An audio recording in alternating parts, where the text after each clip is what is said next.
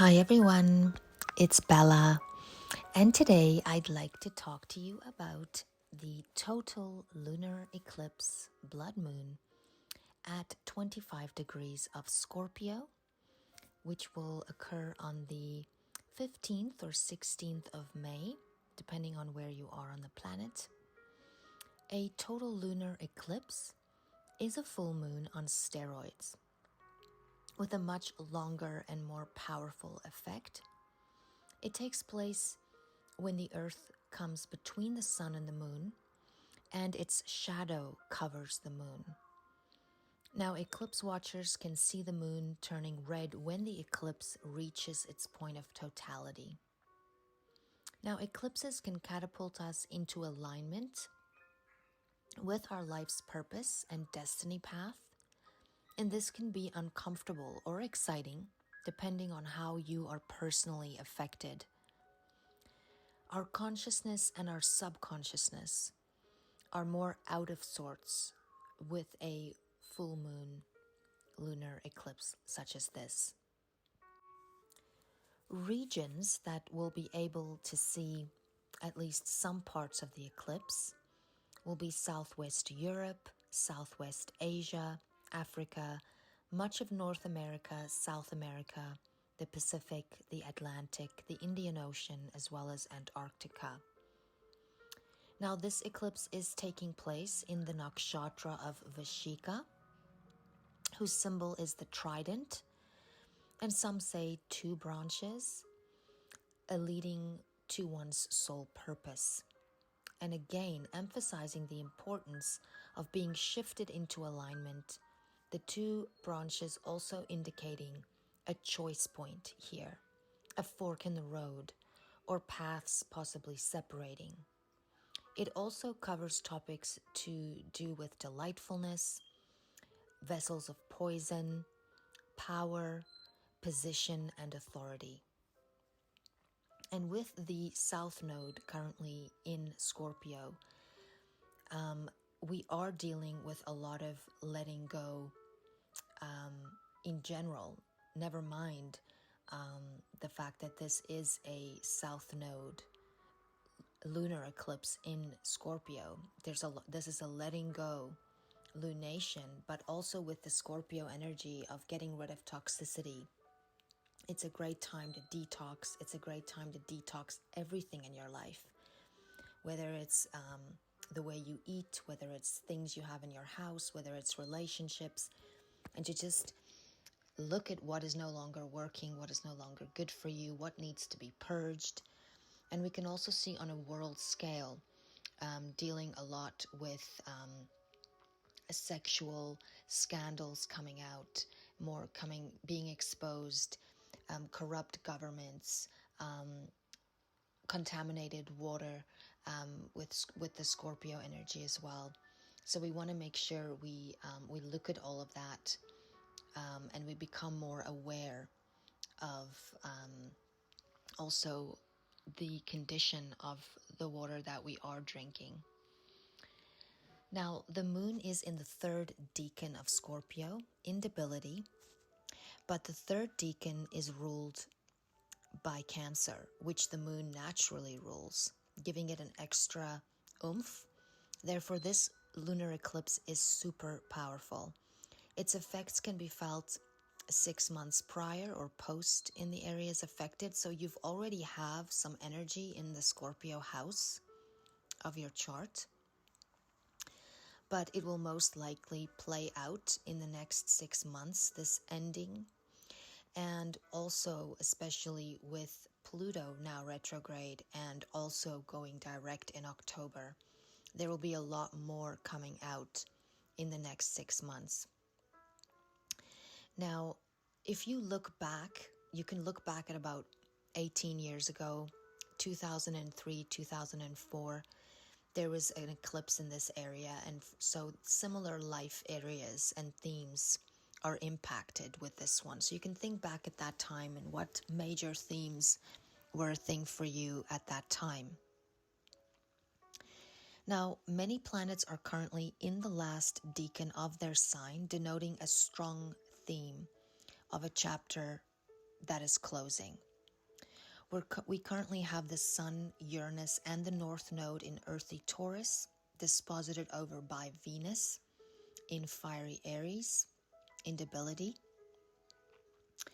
And then we have Venus in mutual reception with the Sun, as well as with Mars, the ruler of the eclipse, currently in Pisces. Plus we have the Moon and the South Node in watery Scorpio, disposited over by Mars in watery Pisces, who also disposits over Venus in debility in Aries. Therefore, both the eclipse axis points and nodes are currently under Mars's direction. So Mars plays a vital role here. To add to this, Jupiter is at the 0 degrees Aries critical degree, or anaretic degree, after just finishing a 12-year cycle on May 10th, and ready to start a new 12-year cycle. What has happened for you in the last 12 years that's sort of coming to a close and beginning a new cycle? So you can think back at 18 years ago, you can look back at 12 years ago as well, at the themes currently coming to head. Now we currently have Mercury in Aries Gemini retrograde. We have both benefics Venus and Jupiter now in fiery Aries, with Mars dispositing over, as I've mentioned. We have Mars and Neptune in watery Pisces, and we have Saturn still in rulership in Aquarius and at the bend of the nodes, and Pluto retrograde in Capricorn at an obsessive placement. Now, Venus conjuncts Chiron at this time as well, and this can also indicate a tendency to understate our own contribution in relationships, in money matters, in especially partnerships, and overstate the role of the other in maintaining a bond. Sometimes what maintains a bond is precisely the chironic wound itself.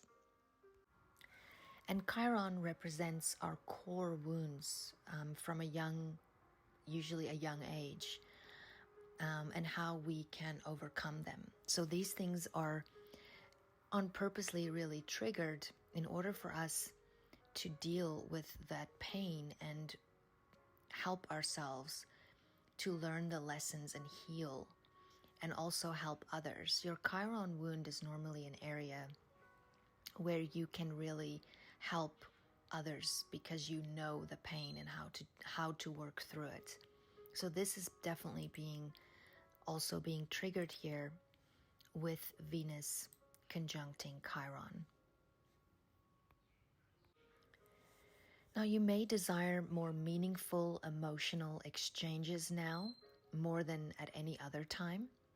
Relationships can be very strained and dealing with much pressure to reach a certain goal or ideal, especially because time is involved and the obsession of trying to control it, or even the people around you or your circumstances. There's a power and control dynamic here, and a tug of war, and it may play out more in a passive-aggressive way. The energies of this eclipse bring change and endings in the area of the Scorpio-ruled house in your chart, but it is intricately related to your opposite Taurus house, as well as the Aquarius house strongly involved. The T-square involving Saturn could also indicate a repeat of the trident of the nakshatra, indicating 3 relationships here, or 3 energies.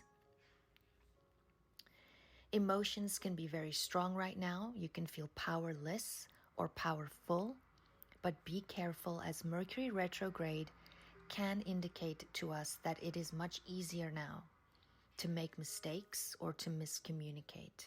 Therefore, please make sure you double check your work, your emails, back up your files, use more direct communication methods, confirm appointments, make sure your travel tickets are refundable, make sure people really know what you mean when you say something, because it can be misinterpreted.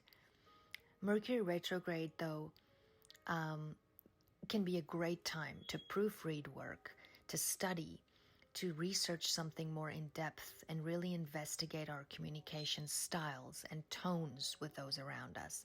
You may want to avoid signing any contracts, though, or making any decisions that you cannot change later on. Now, the eclipse energy is also showing you where change is required, and this can happen voluntarily, as prompted, or uncomfortably, and even painful and dramatic if we fight it. And which Scorpio might want to do. The Scorpio energy is a fixed sign, and it would maybe tend to hold on to something that needs to be set free, to be let go of. Whatever this may be for you, it is affecting huge and important areas in your life right now. And the Uranus and Saturn square can involve timing, sudden obstacles, restrictions, and responsibilities. A no for now, or a block. It can feel really heavy and hard and emotionally draining. Saturn wants us to become more unattached and more authentic in truth and in who we are and what we stand for, while Uranus is trying to break us free from something that has stuck energy and needs to evolve. The moon in Scorpio with the South Node is saying, let go of trying to control this. This is out of your control. Whilst the Mars and Pisces energy, the ruler of this eclipse, is saying you need to trust God. He doesn't make mistakes, and we're on his timing. So we can feel worried about the future, afraid of making the wrong choice or no choice. It may take more time to achieve our desires, which can be very frustrating.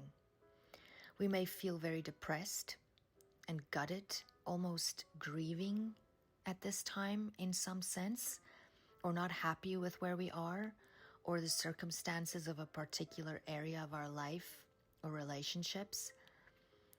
But there's a struggle basically between duty and self-gratification.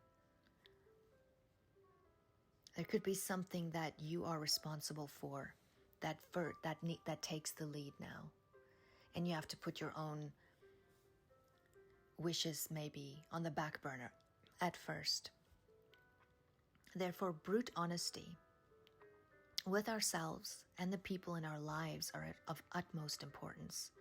Remember that as you free yourself, you also free others. Our moves do not have to look like the norm. We may have to experiment or try different ways of going about something, and what others think simply doesn't matter any longer.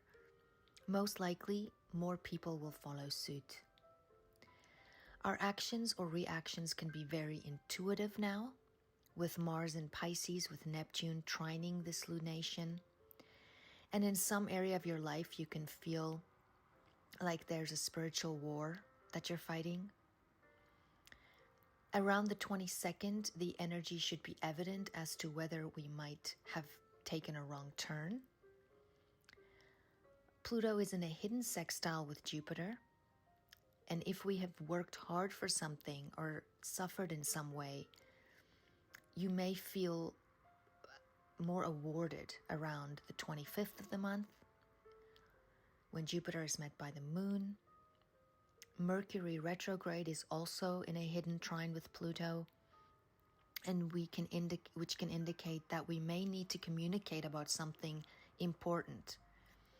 And it could, in some cases, mean that we come upon deeply hidden information or information that touches us in a very deep way, changing us and our decisions moving forward in a profound way. But our minds can feel tired with all the drain and the worry. So also avoid gossip at this time, because there's a lot of people involved. In some cases, we can have fears or desires that are not realistic. We can feel very unhappy about something quite serious and intense. It's not what we wanted. We know we need to cut the cord, but we feel unsure as we may have put in a lot of time and effort and maybe money. This cord cutting can take the next 6 months to sort itself out in some cases. The Scorpio energy can indicate that it could be something you're sharing with others. How are we sharing? What are we done sharing or giving away? Where's our trust? Is there a balance in the give and take in these relationships? What are you no longer willing to pay for? And what are you buying yourself with the decision that you're making? This can also manifest in a more tangible way of cutting back financially or ending subscriptions that you pay for but get no time or use for. This energy can ask us, where do we need to be more independent, more self-sufficient? Where are we codependent? Where are we fighting ourselves? Where are we going against our gut? Where are we carrying too much weight? Where is there an emotional imbalance? A financial imbalance? What is your gut telling you? The moon in Scorpio. And what are others' actions telling you? Mars. We really need to tap into what we are feeling deep within inside us, as the answers already lay there. And we cannot stay where we are, not emotionally being supported. We need grounding and we want to feel secure. What are you grieving? The moon and the sun are in harmony with Pluto, which can strengthen us to keep going and to regenerate. Individuating and separation are strong themes with this lunation. This is a wonderful opportunity to pray for guidance and trust God to lead you. Because once you decide and make a decision, things will begin to flow more. Now, Saturn can be a reality check, a higher power, a maturing or a mature person, or a higher authority letting you know that you have to maybe do something you don't want to do, endure a little longer, or see something through in order to gain in the longer term. But if we don't make the changes now, we may be forced to, and then it could be more traumatic. Mars is in Pisces and emphasizes a surrender energy and a new beginning in your Aries house, with Jupiter coming in there, that bring some kind of deeper expansion and connection in that area of your life, maybe even joy. Our minds are rethinking things and exhausted, and we may need to rather focus on the little everyday today processes, staying in gratitude, listening to the birds, tackling things one at a time, and listening to God's voice. We need to assert our value system that has changed significantly, but also remember that we cannot obliterate someone else's. We are limited, but God is not. You are not losing something you need, because everything that is meant for you will not pass you by. There's a time for everything. We are to let go of dependency and what we know, the past, and move towards Taurus, the North Node, into self-sufficiency, an inner security. Get grounded, breathe, forgive, and unclench your fists while you put your trust in God. Now, sensitive organs during this time can be the thyroid, the throat, the larynx, the voice, also the genitals, rectum, anus, urethra, genital glands, ovaries, the prostate, the pubic bone, genes. It's also not recommended to do surgical procedures during the eclipse and a few days before, but this is not medical advice, so please consult your physician. I would like to read to you the inside degrees for 25 Scorpio. A doctor experimenting on himself with new drugs. The analytical disposition carried to its furthest extreme. Life itself is barely valued. Individual survival is no issue. What counts is the truth, but sometimes it is a strange truth, a little bit too skeletal and stark and surreal to be a basis for ongoing life, of a negative kind. Magnetically attracted to decadent thinking and distorted worlds, supercharged with an almost random desire to find out what is in there, clinical, quasi-objective, and piercing, you feel a great need to wake up out of the trance of fate and of darkness to learn to feel again, to have things matter, to have life prevail, and to return to yourself as a sentient being who deserves to be here, free and clear. I'd also like to read to you Ecclesiastes 3 verse 1. To everything there is a season, a time for every purpose under heaven. And if you'd like to check out also where and how this Mercury retrograde will affect you, as well as the eclipses this year, the houses and the possible topics it could affect, and other important transits, you can check out my 2022 forecasts for each rising sign. And they're each about 90 minutes long, where I cover all of these topics, and so that can give you a lot more detail and scope for what the year holds. May the sun shine bright on you this day. May there be blessings coming your way. Until next time, bye-bye.